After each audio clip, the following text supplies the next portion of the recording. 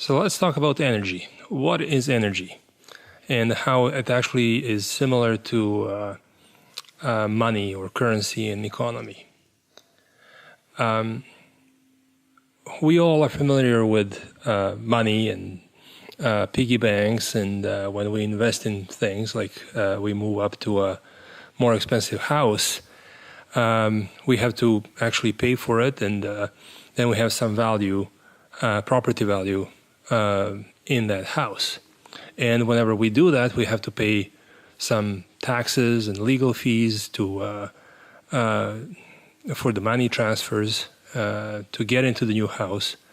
And then we have the house, which costs more, which has greater value.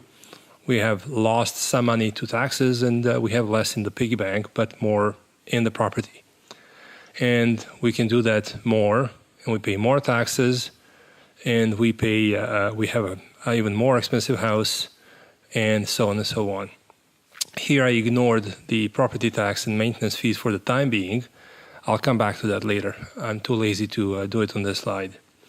And then we can actually go on the way back. So in the times of crisis, or maybe we're just done with needing big houses, we can actually sell that and move down to a smaller one. And we would recover some of that money, but again, we would lose some onto various sales fees, legal fees, and taxes, and we can go all the way down to where we came from. Of course, all these little taxes, as I said many times, are gone, and we have only recovered a part of our original money, but we can recover some. And this is really the same in energy, in physics. So what we spoke about money so far essentially applies to energy in physics. And whenever we talk of currencies such as dollars or euros or anything like that, we can talk about energy units. And the standard unit for energy is joule. There's other ones like watt-hours, calories, etc. Whenever we talk about piggy banks or wallets or bank accounts, it's analogous to batteries or fuel tanks or springs or other energy stores. And all the fees like maintenance and legal and taxes like income tax or sales tax or property tax, these are really equivalent to various conversion or transfer inefficiencies or fighting drag and resistance and stuff like that. These are the things that we have to give energy to, even though that we may not necessarily like it. Joule, by the way, is the last name of James Prescott Joule. He's a scientist. You may look him up. And Joule is defined as basically as energy transferred to or work done to an object when force of 1 Newton acts on that object in the direction of its motion through a distance of 1 meter.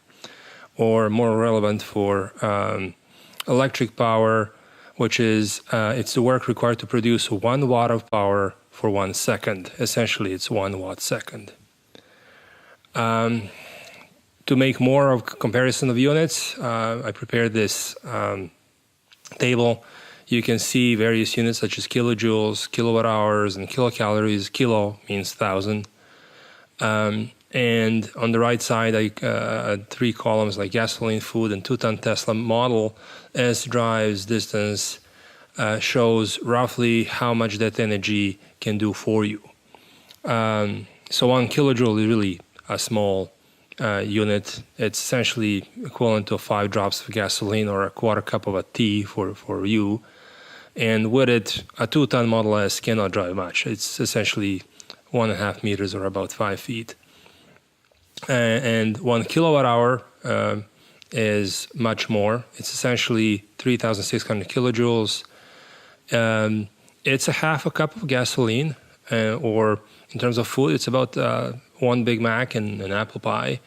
And the 2-ton Tesla can drive about 6 kilometers or 3.5 miles. If we go back to 1 kilocalorie, it's essentially very little in terms of kilowatt hours. It's about 20 drops of gasoline or 1 cup of tea, and Tesla can only drive 7 meters with it, or 22 feet. And some examples here as well as 1 liter is about 15 Big Macs, or you can Tesla would be able to drive on that 56 kilometers or 35 miles in energy terms alone. Or in terms of 1 gallon, it would be this is ignoring any charging losses, up to 213 kilometers or 130 miles with 57 Big Macs. And for comparison, with 1 Big Mac, which is about 550 calories or about 0.6 kilowatt hours, it can drive 3.7 kilometers or 2.3 miles. Now, just like we noted that the house in the previous example had some property value that you can recover, there are these properties in physics that require energy or investments into it, and they retain some of the value, and you can get that back. So one of those properties is height. And if you think of a piggy bank as a battery, or the other way around, and we replace the value of the house with the value of the height of a car, we can talk about the gravitational potential energy, which is essentially proportional to mass and the height of the object. So you can invest some energy, joules this time, into height to raise the car up. And when you do so, some of that energy will be taken through taxes, if you wish, or for taxes, through transfers and inefficiencies, and only some of it will reach the destination and be converted to the potential energy. And you can keep doing that. Just as a note, there is no property tax for cars to remain parked at a certain height alone. So there's no such thing. It just doesn't need to be concerned about that. And then on the way back, again, it's the same thing. You can actually recover some of that energy. And again, a transfer costs you in taxes. So some of that goes to taxes and you lose that. But you can recover much of it. And if you were to plot that, you can see on the horizontal axis the altitude and the vertical axis the energy, in this case expressed in kilowatt hours. And you can see how much energy, what is the value of height in energy units.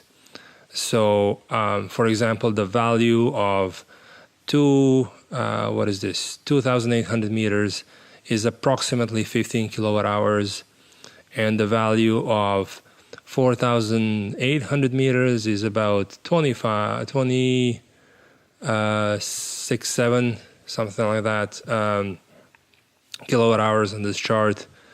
There's an 11 kilowatt hour difference. So if you were to climb from the lower to the higher height here, you would need 11 kilowatt hours just for this gravitational potential energy. This is not any horizontal distance. This is not fighting drag or anything else. That's all separate in its taxes. And if you were to descend or go down back to the original height, you would essentially get back the original 11 kilowatt hours minus, again, some taxes or for conversion, for inefficiencies and whatnot. And for those who are operating in British imperial units, here's the same chart, just in height and feet instead of meters. Everything else is the same. By the way, you can pause this video at any time if you wish to look at the details. I'm not going to slow that down for you now. And you can rewind back anytime you want. So going forward, there's another property that also has a value, and it's essentially velocity or speed. So if you're driving at certain speed, your car has what's called a kinetic energy or a motion energy, and that is proportional to the mass and the square of the velocity or the square of the speed. But this time there is a property tax. The faster you go, the more rolling resistance you have and the more air resistance you have, air drag, air resistance. So, and that the air resistance actually is proportional to the cube of the velocity, by the way, and to the frontal cross section of the car. So if you were to want to actually increase speed, you have to, just like with any other property, you have to pay for it. So you have to transfer some of the energy into the car, but also before you even do that, you have to actually just maintain your speed. So you can see that in this case, some of the energy actually left into fees and taxes to fight drag, and we have to replenish this, and only then we can actually add more energy, and we have to keep doing that. We have to keep, to accelerate, we have to keep replenishing the energy lost for taxes, plus add more energy to actually get faster speeds. And on the way back, we can recover some energy, but we pay more through taxes, and we still have to maintain that speed. So we pay for maintaining speed and for energy transfer taxes. So how does that look on a chart? If we were to plot the kinetic energy value in kilowatt hours over the ground speed, you will actually see this. So it's exponential, and you can see that at about 70 kilometers per hour, the kinetic energy is about 0.1 kilowatt hours, and at 155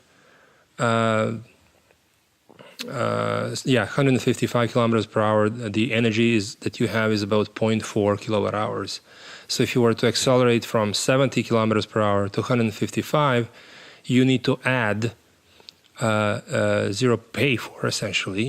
0.4 kilowatt hours of energy to get there. And this is only to get there. This is not to pay for maintaining speed and for these property taxes, if you wish. And if you were to slow down back to the original speed, you can gain back those 0.4 kilowatt hours. But again, minus any taxes that you have lost since then, and any energy conversion taxes. This is the same chart for those with who like imperial units. It's just that the ground speed is in miles per hour, but it's essentially the same. In terms of taxes alone, so this is nothing to do with acceleration. This is what you have to continuously pay just to stay at indicated speed. So again, horizontal axis here is the kilometers per hour, and you have the air drag displayed as blue line. You have the rolling resistance as the orange line, and you have the gray line showing the total of the two. And you can see that rolling resistance starts as much more significant than air drag initially at human speeds, but at some point the air drag becomes much more significant and overtakes and becomes more of an issue. And this also shows you how and why driving slower essentially results in less those taxes, and it's more efficient to drive. The energy here is displayed as, again, not as in absolute amount terms. This is watt-hours per kilometer, because this is ongoing taxes, if you wish. So for every kilometer driven, you have to pay that many watt-hours just to remain at that speed. The same chart for imperial units, for miles per hour, and watt-hours per mile here. And then we come back to, okay, so what's really a watt, and what's power, and how power in physics relates to budget and finance. So if you were to consider in budgeting, you may need something like, let's say, $10 a month for a media streaming service, or $100 a month for a membership in a fitness club, or $1,000 a month to rent an apartment, and so on and so on. And in physics, we don't talk about dollars, we talk about joules, and typically we don't talk about months, we talk about other units such as seconds, for example. and we can say that it's 10 joules per month to run an LED light bulb, or 100 joules a second to run a computer, or 1,000 joules a second to run a small heater, or 3 to 600 kilojoules, so 3 to 600,000 joules per second for Tesla style acceleration. And because joules per second is such a common unit, it's really the speed, it's the power, it's the speed of transferring energy. It has a nickname, it's called a watt. So the 10 joules per second is a watt, and 100 joules per second is 100 watts, and 1,000 joules per second is 1,000 watts, and so on and so on. And this is not about how much money you actually have right now, it's or energy, it's how fast you can deliver it. So you may not have the money at any point in time in your account, but for example, if you need to pay something so many dollars a year, you need to be able to do that in a year, sort of on average, or a month. It's just that it needs to be able to change hands that quickly. By the way, Watt is again the last name of a scientist who lived from 1736 to 1819. You can look him up as well. And if we go back to energy, this is important. You may say that you can pay off a car, let's say, with 60 monthly payments. And I'm going to leave the payment as unknown for now. And that would mean that you would go through 60 payment months, right? And the total money paid will be equivalent of these 60 monthly payments. And the 60 payment months is equivalent to 5 payment years, or 261 payment weeks, or 1,826 payment days. And in energy, in physics, we can talk about similar things. So let's say to drive a certain distance, you may need 3 driving hours at some motor power. Or you could go through the same thing as 3 power hours, implying that power. And the total energy used at the end will be 3 hours worth of that power. And 3 power hours of that power is an eighth of a power day at that power, or 180 power minutes at that power, or 10,800 power seconds at that power. So if we actually now put some values in there, you can see that let's say we say $1,000 a month payment, then 60 monthly $1,000 a month payments is really $60,000 per months. And the total money paid will be in the end 60 months at $1,000 a month, which is the same total amount as $60,000 a month for just a single month. And that's $60,000. Now in energy, in physics, we say you could be driving 3 hours at 20 kilowatts of power. And that would mean that you would go through 3 times 20 kilowatt power hours. And that would mean that the energy that you will have used at the end will be 3 hours at 20 kilowatts of power, which is the same total energy as 3 times 20 is 60 kilowatts for a single hour. And 60 kilowatts for a single hour has essentially a nickname called 60 kilowatt hours. So 60 kilowatt hours means either 60 kilowatts for a single hour or 1 kilowatt for 60 hours. It's all the same thing. And kilo means 1,000, so this is 60,000 watt hours. And because 1 hour is 3,600 seconds, this is the same as 60,000 by 3,600 watt seconds, or 216 million watt seconds. And watt second, by the way, is just a joule. So this is 216 megajoules. There's other examples of using time for other things. Let's say we often say, oh, that restaurant is only 5 minutes away from here.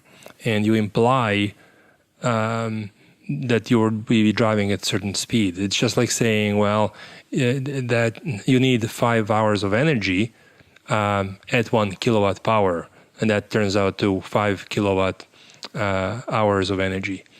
Another one is the nearest star to us, like other than the sun. A binary star Alpha Centauri is about 4.3 light years away, where light implies the light speed, and years means, it means you have to travel 4.3 years at the speed of light to get there. Again, just like here, light is the replacement for kilowatt, as in the power or speed of delivering energy, and years is instead of hours. So 4.3 kilowatt hours would be, you need 4.3 hours at 1 kilowatt of power, and so on and so on. For those math inclined, these are the details. So if power is really energy over time, how fast you can deliver energy, the speed of energy delivery, if you wish, and the unit of watt is really a joule per second, which is the unit of speed. Then you can flip that around and you can say, well, because of that, energy is equal power multiplied by time, and thus joule is a watt times second. And it's not watt per second, it's watt second. And then the question is, what is watt hour? Well, we can actually call it not watt times hour, but watt hour. And because hour is 3,600 seconds, the watt hour is 3,600 watt seconds. And because we know that watt second is a joule, so that therefore watt hour is 3,600 joules. And kilo implies 1,000, so the kilowatt hour is 1,000 watt hours. So therefore, kilowatt hours is 3.6 million joules, or 3.6 megajoules. Now, that's it. If you have any questions or comments, please leave them here. I'll come back to them whenever I can. And if this video was helpful to you and you're thinking of buying a Tesla Model S or X, you can use my referral code for a discount that depends on where you live, and I've got 10 unlimited free supercharging spots available still. So until that lasts, please use my referral code listed below. Thank you.